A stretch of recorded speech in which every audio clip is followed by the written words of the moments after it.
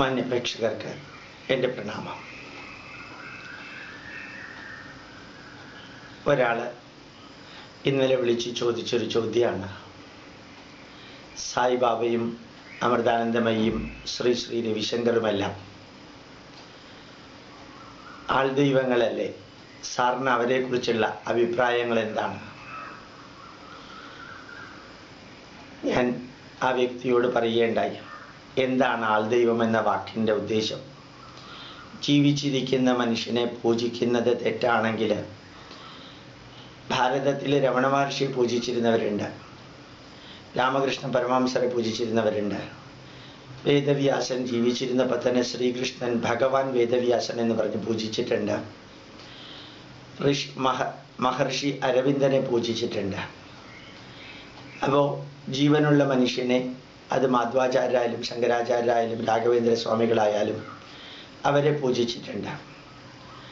അപ്പോൾ മനുഷ്യനെ പൂജിക്കുന്നത് അവർ സാധാരണ മനുഷ്യരിൽ നിന്ന് ഈശ്വരീയ ലെവലിലേക്ക് ഉയർന്നാൽ ധാരാളം വ്യക്തികൾ പൂജിക്കാറുണ്ട്.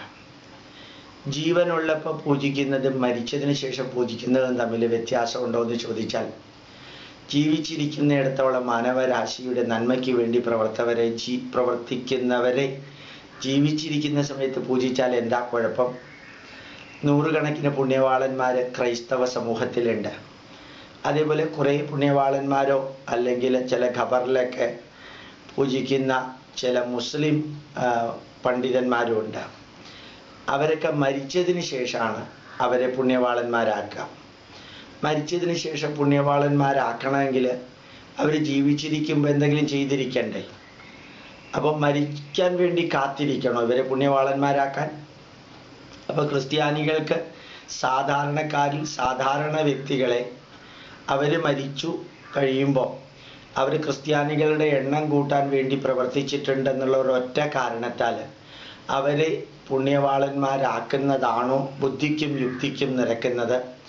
അല്ല, ജീവിച്ചിരിക്കുമ്പോൾ പതിനായിരക്കണക്കിന് പാവപ്പെട്ടവരുടെ കണ്ണുനീര് തുടച്ച് അവർക്ക് ഭക്ഷണവും അവർക്ക് മേൽക്കൂരയും അവർക്ക് കുടിക്കാൻ വെള്ളവും അവർക്ക് വിദ്യാഭ്യാസവും എല്ലാം കൊടുക്കുന്നതാണോ ഈശ്വരീയമായ കർത്തവ്യം? മനുഷ്യനിൽ 33% ഈശ്വരീയാംശമുണ്ട്, 33 കോടി മാനവികാംശമുണ്ട്, 33% ഓർഡിനറി ഹ്യൂമൻ ക്വാളിറ്റി ഉണ്ട്, 33 കോടി ആസുരികാംശമുണ്ട്, ഡിമോണിക് ക്വാളിറ്റി ഉണ്ട്. ചില വ്യക്തികളിൽ ആസുരികാംശം കുറഞ്ഞു വരികയും മാനുഷികമായ ദൗർബല്യങ്ങൾ കുറഞ്ഞു വരികയും ചെയ്യുമ്പോൾ അവരിലുള്ള ഈശ്വരീയാംശം 33 കോടി ആയിരുന്ന ഈശ്വരീയാംശം 90-95% കൂടുമ്പോൾ അവരെ പറയുന്ന പേരാണ് അവതാരങ്ങൾ. അങ്ങനെയുള്ള പച്ച മനുഷ്യരായിരുന്നു ശ്രീകൃഷ്ണനും ശ്രീരാമനും എല്ലാം. അവരെ നമ്മൾ അവതാരങ്ങൾ എന്ന് പറയുന്നത്, അവ എന്ന വാക്കിൻ്റെ അർത്ഥം ഇറങ്ങി വന്ന, താരങ്ങൾ എന്ന വാക്കിൻ്റെ അർത്ഥം ജ്യോതിസ്വരൂപങ്ങൾ. അവതാരങ്ങൾ എന്ന് പറയുമ്പോൾ ഭൂമിയിലേക്ക് ഇറങ്ങി വന്ന ജ്യോതിസ്വരൂപങ്ങളാണ്. അവരെ നമ്മൾ ആരാധിക്കാൻ കാരണം മാനവരാശിക്ക് sustainable and permanent benefit, guidance, blessings കൊടുത്തവരാണ് എന്നുള്ളത് കൊണ്ടാണ്. ഹാർവാർഡ് യൂണിവേഴ്സിറ്റിയിൽ ഇന്നും ഭഗവത്ഗീത പഠിപ്പിക്കാൻ കാരണം ശ്രീകൃഷ്ണൻ അവതാരമായ ഒരു അമാനുഷ്യനായതുകൊണ്ടല്ല, മനുഷ്യനായ അവതാരമായതുകൊണ്ടാണ്. അങ്ങനെയുള്ള ഭഗവത്ഗീതയിൽ ഇന്ന് മാനേജ്മെൻറ്റ് പ്രിൻസിപ്പിൾസ് ഉണ്ട്. അങ്ങനെ നോക്കുമ്പോൾ ഏത് വ്യക്തിയാണോ ഈശ്വരീയമായ കർമ്മങ്ങൾ ചെയ്യുക, നരസേവ നാരായണ സേവ, ജനസേവ ജനാർദ്ദന സേവ, മാനവസേവ മാധവ സേവ എന്ന് പറയാറുണ്ട്. അങ്ങനെ ചെയ്യുന്നവരാണ് യഥാർത്ഥത്തിൽ ഈശ്വരന്മാരും ഈശ്വരൻ്റെ പ്രതിനിധികളും. മാതാ അമൃതാനന്ദമയി ദേവിയും സത്യസായി ബാബയും ശ്രീ ശ്രീ രവിശങ്കറും ലോകത്തിലെ ജാതിക്കും മതത്തിനും ഇസത്തിനും അതീതമായി മാനവരാശിക്ക് നന്മ വരുന്നവരാണ്. അത് സുനാമി അടിക്കുമ്പോഴും അല്ലെങ്കിൽ ഭൂമി കുലുക്കം ഉണ്ടാവുമ്പോഴും അതല്ലെങ്കിൽ ഇറാഖ് യുദ്ധം ഉണ്ടാവുമ്പോഴും ഏത് തരത്തിൽ ഏത് രാജ്യത്തിലാണെങ്കിലും അത് ചെയ്യുന്നവരാണ്. അതുകൊണ്ട് തന്നെയാണ് അവർ ഈശ്വരന്മാരായിത്തീരുന്നത്. ചിലർ പറയാറുണ്ട് മദർ തെരേസയിൽ അവർക്ക് വിശ്വാസമുണ്ട്, അമൃതാനന്ദമയി സായിബാബയിലും വിശ്വാസമില്ല. മദർ തെരേസ എന്താ ചെയ്തിരിക്കുന്നത്?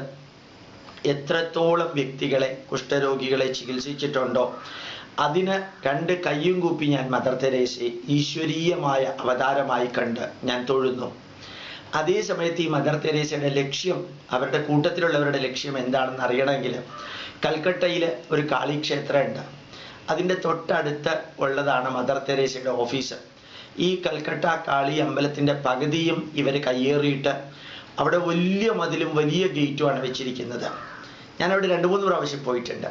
ഫോറിൻ പാസ്റ്റർമാർ, ഫോറിൻ ക്രിസ്ത്യൻ മിഷണറിമാർ വന്ന് ഈ കൽക്കട്ട കാളിക്ഷേത്രത്തിലെ മൃഗബലിയും അവിടുത്തെ ആരാധനയും എല്ലാം വീഡിയോയിലെടുത്ത് അവിടെ നിന്ന് അത് വിദേശത്ത് കൊണ്ടുപോയിട്ട് ഇതാണ് ഹിന്ദു ധർമ്മം എന്ന് പറഞ്ഞ് അവഹേളിക്കാനും അപകീർത്തിപ്പെടുത്താനുമുള്ള ഒരു കേന്ദ്രമാണ്. അതേപോലെ വിദേശികളെയും സ്വദേശികളെയും ക്രിസ്തുമതത്തിലേക്ക് കൊണ്ടുവരാനുള്ള ഒരു മതപരിവർത്തന ഫാക്ടറി ആയിട്ടാണ് മദർ തെരേസയുടെ ഓഫീസുകൾ സ്നേഹത്തിൻ്റെയും ആത്മീയതയുടെയും പ്രതീകം എന്ന് പറയുന്ന അവിടെ നടക്കുന്നത്. ഞാൻ നേരിട്ട് കണ്ടതാണ്. അപ്പം മദർ തെരേസ ഇങ്ങനെ ചെയ്യുന്നതിനെ ഞാൻ എതിർക്കുന്നില്ലയോ എന്നുള്ളതല്ല. അവരെ നമ്മൾ പൂജിക്കുമ്പോൾ അവർ ചെയ്യുന്നത് എന്താണെന്നും അവരുടെ യഥാർത്ഥ കളർ എന്താണെന്നും അറിയണം. അവരെ ചികിത്സിച്ച ഡോക്ടർ അല്ലെങ്കിൽ അവരെ പ്രാർത്ഥിച്ച രോഗം മാറി എന്ന് പറയുന്ന രോഗികളെ ചികിത്സിച്ച ഡോക്ടർമാർ പറഞ്ഞു മരുന്ന് കഴിച്ചത് കൊണ്ടാണ് ഈ രോഗികളുടെ അസുഖം മാറിയത്, അവർ മദർ തെരേസയെ പ്രാർത്ഥിച്ചത് കൊണ്ടല്ലാതെ. അതെല്ലാം കാറ്റിൽ പറത്തിക്കൊണ്ട് മദർ തെരേസയെ പുണ്യവാളത്തെയും വാഴ്ത്തപ്പെട്ടവളുമായിട്ടൊക്കെ അവരോധിക്കുകയും ഭരണങ്ങാനത്തെ അൽഫോൻസാമ്മയെ എത്ര കാലമാണ് ജയിലിലിട്ടിരുന്നത്, ജയിലിലിട്ടിരുന്നത് ഭ്രാന്തിയാണെന്ന് പറഞ്ഞ് അവസാനം അവർ മരിച്ച് 60 വർഷം കഴിയുമ്പോൾ അവരെയും സെയിൻ്റാക്കി. ഇനി കുറേ കഴിയുമ്പോൾ മദർ തെരേസയും സെയിൻ്റാക്കും. എന്താ ഇവർ ചെയ്തിരിക്കുന്ന സേവനം മാനവരാശിക്ക്? എത്ര പേരുടെ വിശപ്പ് മാറ്റിയിട്ടുണ്ട്, എത്ര പേർക്ക് വീട് വെച്ച് കൊടുത്തിട്ടുണ്ട്, എത്ര പേർക്ക് വിദ്യാഭ്യാസം കൊടുത്തിട്ടുണ്ട്, എത്ര പേർക്ക് വെള്ളം കുടിക്കാൻ എത്തിച്ചിട്ടുണ്ട്, എത്ര പേർക്ക് ഭക്ഷണം കൊടുത്തിട്ടുണ്ട് ജീവിച്ചിരിക്കുമ്പോൾ. ഇത് ഒന്ന് സ്വയം ചിന്തിച്ച് ആരാ ശരിക്കും ഈശ്വരാംശം എന്നും ആ ഈശ്വരീയാംശമുള്ളവർ ചെയ്തിരിക്കുന്ന കർമ്മങ്ങൾ എന്താണെന്നും പരിശോധിച്ച് നമ്മൾ വിലയിരുത്താൻ ഞാൻ അപേക്ഷിക്കുകയാണ്. ചിലരെന്നോട് ചോദിക്കാറുണ്ട്, സായിബാബയ്ക്കും അമൃതാനന്ദമയിക്കും കോടിക്കണക്കിന് രൂപ വിദേശത്ത് നിന്ന് വരാറില്ലേ എന്ന്. ഞാൻ അതിനുത്തരം പറയാം. ഫാദർ ജോൺസൺ, അമേരിക്കക്കാരൻ, ഇന്ത്യയിൽ വന്ന് 10 വർഷം വർക്ക് ചെയ്ത് പരമാവധി വ്യക്തികളെ മതപരിവർത്തനം ചെയ്ത് തിരിച്ചു പോകുമ്പോൾ ഇന്ത്യ ഗവൺമെൻറ് അദ്ദേഹത്തിന് വലിയൊരു അവാർഡ് കൊടുത്തു. 2005 അദ്ദേഹം തിരിച്ചു പോയത്. 2005 ജൂലൈ മാസത്തിൽ ഒരു അമേരിക്കൻ പത്രക്കാരൻ അദ്ദേഹത്തിന് ഇൻ്റർവ്യൂ നടത്തിയപ്പോൾ പറഞ്ഞത്, ഭാരതത്തിലേക്ക് ചാരിറ്റബിൾ വർക്കിന് വേണ്ടി വരുന്ന പൈസയുടെ 87% ക്രിസ്ത്യൻ മിഷണറി വർക്കിന് വേണ്ടിയിട്ടാണ് വരുന്നത്. ഇത് 69,000 കോടി രൂപയുടെ അടുത്ത് വരും അക്കൗണ്ടൻ്റ് ആയിട്ട് വരുന്ന പൈസ. അദ്ദേഹത്തിൻ്റെ വരികളാണ്. ഇത് അദ്ദേഹത്തിൻ്റെ ഇൻ്റർവ്യൂവിൽ പ്രസിദ്ധീകരിച്ചിട്ടുമുണ്ട്. 69,000 കോടി രൂപ ക്രിസ്ത്യൻ മിഷണറിമാർക്ക് മതപരിവർത്തനത്തിനും വിദ്യാഭ്യാസ സ്ഥാപനം, ആശുപത്രി എന്ന പേരിലും ഉണ്ടാക്കാൻ വരുന്നുണ്ട് എങ്കിൽ ആരാ പുറത്തുനിന്ന് പൈസ കൊണ്ടുവരുന്നത്? ഫാദർ ജോൺസൺ പറയുന്നു ഇത് അക്കൗണ്ടഡ് മണിയാണ്. അൺഅക്കൗണ്ടഡ് ആയിട്ട് വരുന്നത് എത്രയാണെന്നുള്ളതിന് ഒരു കണക്കുമില്ല. അപ്പോൾ ഒന്ന് സ്വയം ചിന്തിക്കുക, ഈ അമൃതാനന്ദമയിക്കും സായിബാബയ്ക്കുമാണോ പൈസ വരുന്നത്? ഇനി ഇതിന് മറ്റൊരു വഴി കൂടിയുണ്ട്. അമൃതാനന്ദമയിക്കും സായിബാബയ്ക്കും രവിശങ്കറിനും അല്ലെങ്കിൽ നമ്മളിൽ ചിലർ പറയുന്ന ആൾദൈവങ്ങൾക്ക് ഈ ഉള്ളവരിൽ നിന്ന് മേടിച്ച് ഇല്ലാത്തവരിലേക്ക് കൊടുക്കാനല്ലാതെ അവനവൻ ആവശ്യമായിട്ടുള്ള നോട്ട് തന്നെത്താനെ പ്രിന്റ് ചെയ്യാൻ ഗവൺമെൻറ് ഓഫ് ഇന്ത്യ പെർമിഷൻ കൊടുത്തിട്ടുണ്ടോ? അങ്ങനെ ഗവൺമെൻറ് ഓഫ് ഇന്ത്യ പെർമിഷൻ കൊടുക്കുന്നത് വരെ അവനവൻ ആവശ്യമായിട്ടുള്ള രൂപയുടെ നോട്ട് തന്നെത്താനെ പ്രിന്റ് ചെയ്യാൻ പെർമിഷൻ കൊടുക്കുന്നത് വരെ ആർക്കായാലും ഉള്ളവരുടെ അടുത്തുനിന്ന് കൈനീട്ടി വാങ്ങിച്ച് ഇല്ലാത്തവർക്കും വേദനിക്കുന്നവർക്കും വിശക്കുന്നവർക്കും വൃദ്ധർക്കും അനാഥർക്കും കൊടുക്കാനേ സാധിക്കുള്ളൂ. അതുകൂടി ഒന്ന് ചിന്തിക്കണം. പിന്നെ ചിലർ പറയാറുണ്ട് ഇവരുടെ എല്ലാം വിദ്യാഭ്യാസ സ്ഥാപനങ്ങളിൽ കുറേയധികം ഡൊണേഷൻ വാങ്ങിക്കുന്നു എന്ന്. മാതാ അമൃതാനന്ദമയിയോട് കൈരളി ചാനലിലെ മിസ്റ്റർ ബ്രിട്ടോ എന്ന് പറയുന്ന ഒരു ജേർണലിസ്റ്റ് ചോദിക്കുകയുണ്ടായി, അമ്മയുടെ സ്ഥാപനങ്ങളിൽ ധാരാളം ഡൊണേഷൻ വാങ്ങിക്കുന്നുണ്ടല്ലോ, അമ്മയ്ക്ക് ഉത്തരം എന്താണെന്ന്. അമ്മ മറുപടി പറഞ്ഞത്, മാതാ അമൃതാനന്ദമയി മറുപടി പറഞ്ഞത് വളരെ രസകരമായിട്ടൊരു വരിയായിരുന്നു. എല്ലാ വിദ്യാഭ്യാസ സ്ഥാപനങ്ങളും ചെറിയ കുടിലില് ഓലക്കൂരയില് പഴയ കാലത്തെ മഹർഷിമാര് ഗുരുകുലത്തിൽ പഠിപ്പിച്ചിരുന്നത് പോലെ പഠിപ്പിക്കണം എന്നാണ് അമ്മയുടെ ആഗ്രഹം. പക്ഷേ CBSEയും സ്റ്റേറ്റ് ഗവൺമെൻറ്റും അതിന് അനുവദിക്കുന്നില്ല. 28 അടി നീളവും 28 അടി വീതിയുമുള്ള 4 ഫാനും ഉള്ള എല്ലാ ക്ലാസ് മുറികളിലും സർവ്വവിധത്തിലുള്ള ആധുനിക സജ്ജീകരണങ്ങളും വേണം. അത്യന്താധുനിക ലാബറട്ടറികൾ വേണം. ഇതെല്ലാം വേണമെങ്കിൽ അത് പഠിക്കാൻ വരുന്നവരുടെ കയ്യിൽ നിന്ന് പൈസ വാങ്ങിച്ചല്ലാതെ ഇതെല്ലാം എങ്ങനെയാണ് ഉണ്ടാക്കാൻ സാധിക്കുക? തന്നെത്താനെ നോട്ട് ഉണ്ടാക്കാൻ സാധ്യമല്ല. അതുകൊണ്ട് ഏത് കർമ്മം ചെയ്യണമെങ്കിലും ഉള്ളവരിൽ നിന്ന് വാങ്ങിച്ച് ഇല്ലാത്തവർക്ക് കൊടുക്കാനേ സാധിക്കുള്ളൂ. ഉള്ളവരിൽ നിന്ന് വാങ്ങിച്ച് ഇല്ലാത്തവർക്ക് കൊടുക്കുമ്പോൾ അതിൻ്റെ പുറകിൽ മതപരിവർത്തനവും അതേപോലെയുള്ള കുൽസിത ലക്ഷ്യവും ഉണ്ടെങ്കിൽ മാതാ അമൃതാനന്ദമയ്യയും സായിബാബയും രവിശങ്കറിനെയും നിങ്ങളും എതിർക്കുക, ഞാനും കൂടെ വരാം. മാത്രമല്ല, സായിബാബ സമാധിയായ സമയത്ത് ജോസഫ് എടമറുകിൻ്റെ മകൻ സനൽ എടമറുക് പറയുകയുണ്ടായി, ഇനി കോടിക്കണക്കിന് രൂപയാണ് സായിബാബയുടെ മുറിയിൽ നിന്ന് പുറത്തേക്ക് വരാൻ പോകുന്നതെന്ന്. അവിടെ അങ്ങനെയുള്ളതൊന്നും കണ്ടില്ല. കുറച്ച് സ്വർണം ഉണ്ടായിരുന്നു, ആ പെട്ടി തുറന്നിട്ട് പോലും ഇല്ല. അവിടുന്ന് 35 ലക്ഷം രൂപ ബാംഗ്ലൂരിലെ സായി സേവാ സമിതിയുടെ പ്രവർത്തനത്തിന് ശമ്പളം കൊടുക്കാൻ കൊണ്ടുവന്നപ്പോൾ അത് പോലീസ് പിടിച്ചു എന്ന് പറഞ്ഞ് മാതൃഭൂമിയിൽ ഒരു വലിയ വാർത്ത വന്നു. വസ്തുത പോലും അറിയാതെയാണ് മാതൃഭൂമി അത് പ്രസിദ്ധീകരിച്ചതെന്ന് എനിക്ക് തോന്നുന്നുണ്ട്. യഥാർത്ഥത്തിൽ സായിബാബയുടെ അവിടെ ആ സ്വത്തും ഉണ്ടായിരുന്നില്ല, മാത്രമല്ല സ്വർണവും ഉണ്ടായിരുന്നില്ല. ഉള്ളത് മുഴുവൻ ട്രസ്റ്റിൻ്റെ പേരിലാണ് കുറച്ചുള്ളത്. ആ സായിബാബയാണ് കൃഷ്ണ നദിയിൽ നിന്നും ഗോദാവരി നദിയിൽ നിന്നും തമിഴ്നാട്ടിലെ ചെന്നൈയിലുള്ള ക്രിസ്ത്യാനികൾക്കും ഹിന്ദുക്കൾക്കും മുസ്ലിങ്ങൾക്കും കുടിക്കാൻ വെള്ളം കൊടുത്തത്. നിരീശ്വരവാദികളും യുക്തിവാദികളുമായ DMK ഭരിച്ചിരുന്ന സ്ഥലത്ത് ഇന്ന് 24 മണിക്കൂർ വെള്ളം ലഭിക്കുന്നു. ഞാൻ വിവാഹം കഴിച്ചത് മദ്രാസിൽ നിന്നാണ്. ഒരു 5 കൊല്ലം 6 കൊല്ലം മുമ്പ് വരെ രാവിലെ 3 മണിക്കും 3:30ക്കും ഇടയ്ക്കാണ് വെള്ളം വരിക മാമ്പലത്ത്. ഇപ്പോൾ വളരെ റിമോട്ട് ഏരിയയിൽ പോലും 24 മണിക്കൂറും വെള്ളമുണ്ട്. അത് സായി ഗംഗ എന്ന പ്രോജക്റ്റാണ്. UNOയിനോ ഗവൺമെൻറ് ഓഫ് ഇന്ത്യക്കോ പോലും പറ്റാത്ത ഒരു വലിയ യജ്ഞം സായിബാബ ചെയ്തത്. സായിബാബയുടെ സമാധി ദിവസം പോലും ഓർക്കാനോ ഓർമ്മിപ്പിക്കാനോ ഇവിടുത്തെ പത്രമാധ്യമങ്ങളോ യുക്തിവാദികളോ അല്ലെങ്കിൽ പുരോഗമനവാദികളോ ശ്രമിച്ചില്ല. അത് ദുഃഖകരമായ വസ്തുതയാണ്. ഹിന്ദുക്കൾക്ക് അതൊന്നും അല്ല പ്രശ്നം. സായിബാബ ഭസ്മം തരുന്നുണ്ടോ, രോഗം മാറ്റുന്നുണ്ടോ എന്നുള്ളതാണ്. നിങ്ങൾക്ക് താല്പര്യമില്ലാത്ത കാര്യങ്ങൾ ആരെങ്കിലും ചെയ്യുന്നു എങ്കിൽ നിങ്ങൾ എന്തിനാ അതിൽ ശ്രദ്ധിക്കാൻ പോകുന്നതെന്ന് ഞാൻ ചോദിക്കാറുണ്ട്. സായിബാബ ഭസ്മം തരുന്നത് മേടിക്കാൻ നിങ്ങൾക്ക് സൗകര്യമില്ലെങ്കിൽ നിങ്ങൾ മേടിക്കണ്ട. സായിബാബ ചെയ്യുന്ന നല്ല കർമ്മത്തിൻ്റെ കൂട്ടത്തിൽ പങ്കെടുത്തൂടെ? അത് മദർ തെരേസ ചെയ്യുന്ന നല്ല കർമ്മത്തിൻ്റെ കൂട്ടത്തിൽ പങ്കെടുത്തൂടെ? അൽഫോൺസാമ്മ ചെയ്യുന്ന നല്ല കർമ്മത്തിൻ്റെ കൂട്ടത്തിൽ നമുക്ക് പങ്കെടുത്തൂടെ? ഹിന്ദുക്കൾക്ക് മുസ്ലിങ്ങൾക്ക് പങ്കെടുത്തൂടെ? നമ്മൾ അവരുടെ സായിബാബ ചെയ്തിരിക്കുന്ന ഒരു കാര്യം പോലും നെഗറ്റീവായിട്ടില്ല. എത്രയോ മുസ്ലിം പള്ളികൾ സായിബാബ ഉണ്ടാക്കി കൊടുത്തിട്ടുണ്ട്. എത്രയോ ക്രിസ്ത്യൻ പള്ളികൾ സായിബാബ ഉണ്ടാക്കി കൊടുത്തിട്ടുണ്ട്. സായിബാബ ക്രിസ്ത്യാനിയും മുസ്ലിമോ ഒന്നുമല്ല, നല്ല അസൽ ഹിന്ദു തന്നെയാണ്. ആത്മാഭിമാനത്തോടു കൂടി വേദം പഠിക്കാൻ ലോക ജനതയെ ആഹ്വാനം ചെയ്ത ആ സായിബാബയുടെ സൂപ്പർ സ്പെഷ്യാലിറ്റി ആശുപത്രിയിൽ വരുന്നവരിൽ 79% ഹാർട്ട് സർജറിയും മലപ്പുറത്തെ മുസ്ലിങ്ങൾ ഫ്രീ ആയിട്ട് ചെയ്യാണ്. സായിബാബ പറഞ്ഞിട്ടില്ല മുസ്ലിങ്ങൾക്ക് ഫ്രീ ആയിട്ട് സർജറി നടത്തില്ല എന്ന്. ആരാണോ ആദ്യം വരുന്നത്, അവൻ ഹിന്ദു ആണെങ്കിലും ക്രിസ്ത്യാനി ആണെങ്കിലും മുസൽമാനാണെങ്കിലും അവന് ഹാർട്ട് സർജറിയും അല്ലെങ്കിൽ കിഡ്നി സർജറിയും ചെയ്തു കൊടുക്കുന്ന സൂപ്പർ സ്പെഷ്യാലിറ്റി ഹോസ്പിറ്റലിനെ കുറിച്ച് സായിബാബ സമാധിയായപ്പോൾ ഇവിടുത്തെ ഒരു പത്രമാധ്യമങ്ങളും മിണ്ടിയില്ല. വേദനയോടുകൂടി പറയുകയാണ്. ആൾദൈവങ്ങൾ എന്ന് പറയുന്നവരാണ് ഓരോ ദിവസവും 29,000 പേരെ മതം മാറ്റുന്നത്. ആൾദൈവങ്ങൾ എന്ന് പറയുന്നവരാണ് ഇവിടെ ഓരോ സ്ഥലത്തും പോയിട്ട് പൊന്നാനിയിൽ പോയിട്ട് മതം മാറ്റുന്നത്. ഇവരാരും ക്രിസ്ത്യാനിയെ മുസ്ലിമിനെയും മതം മാറ്റാറില്ല. ഒന്ന് ചിന്തിക്കാം സായിബാബ ചെയ്തിരിക്കുന്ന നന്മകൾ എന്തൊക്കെയാണ്. ഇറാഖിൽ യുദ്ധം കഴിഞ്ഞ് അവിടുത്തെ ജനങ്ങളുടെ ആ ഷോക്ക് മാറ്റാൻ ശ്രീ രവിശങ്കറിനെയാണ് അവരങ്ങോട്ട് വിളിച്ചിരുന്നത്.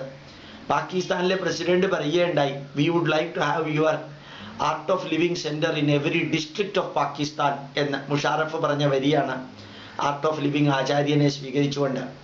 ഇന്നും ചൈനയിൽ ആർട്ട് ഓഫ് ലിവിങ് ഉണ്ട്, അത് മാത്രമേ അനുവദിച്ചിട്ടുള്ളൂ.